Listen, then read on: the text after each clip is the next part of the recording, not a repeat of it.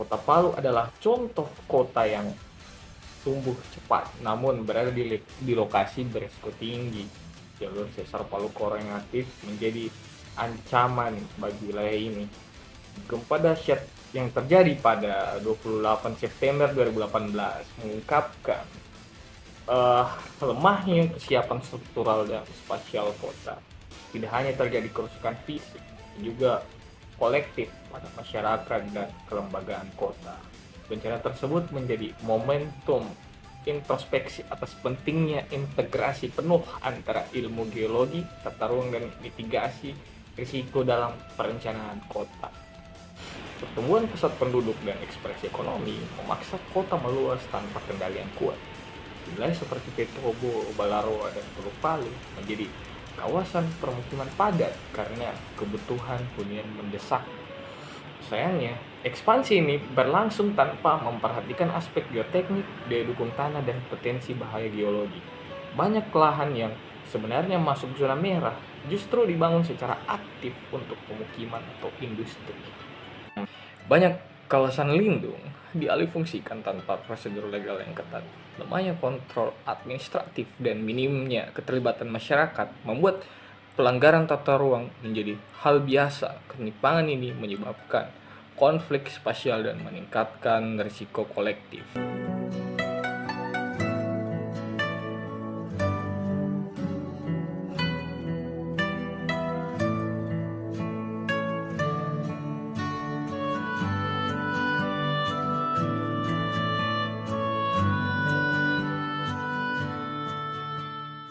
Pemukiman padat seringkali merupakan hasil dari keterbatasan pilihan.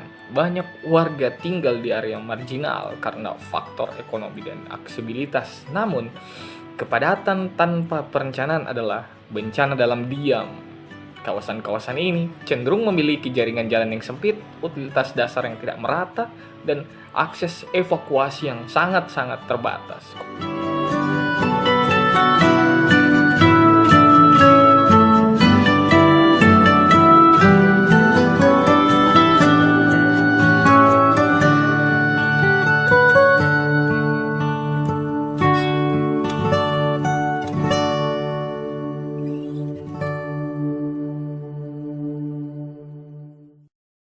Bencana Palu 2018 membuka mata bahwa kerusakan parah tidak hanya berasal dari kekuatan alam, tetapi dari kegagalan sistem perencanaan. Banyak zona rawan yang telah diidentifikasi sebelumnya, namun tetap dihuni secara legal maupun ilegal.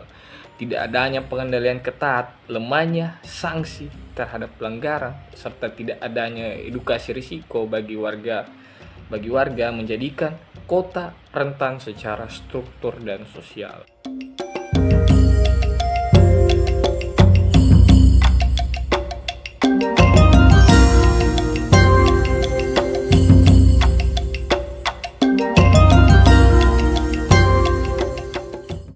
Kita tidak bisa lagi hanya mengandalkan perencanaan yang bersifat normatif dan linier.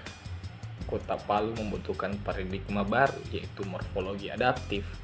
Pendekatan ini melihat kota sebagai sistem yang hidup, yang harus tumbuh mengikuti logika alam, bukan menentangnya.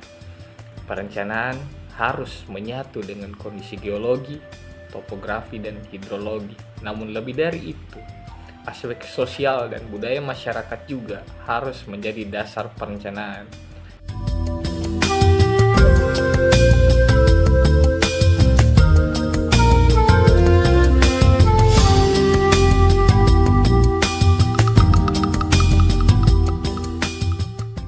Membangun ketangguhan kota tidak hanya berarti membangun infrastruktur tahan gempa. Kota yang tangguh adalah kota yang mampu memitigasi, merespons, dan pulih dari bencana secara sistemik. Morfologi adaptif memberi panduan konkret, relokasi permukiman dari zona berisiko, desain ulang jalan sebagai koridor evakuasi, serta revitalisasi ruang terbuka sebagai zona penyangga bencana.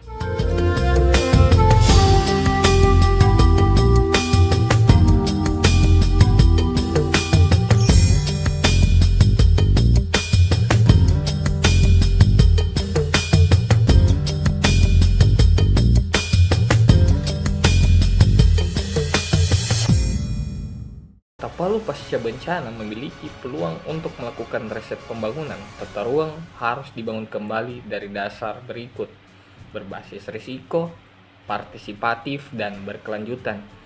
Ini saatnya mengakhiri pendekatan reaktif dan membangun sistem yang mampu mencegah. Morfologi adaptif bukan sekedar pendekatan teknis, tapi prinsip hidup kota dalam menyatu dengan alam. Kota yang aman dari bencana bukan hanya kuat secara fisik, tapi juga memiliki kesadaran kolektif untuk hidup berdampingan dengan ancaman, bukan melawannya secara buta. Inilah esensi kota berketahanan, fleksibel, sadar risiko, dan berkeadilan sosial. Baik, itu saja. Thanks for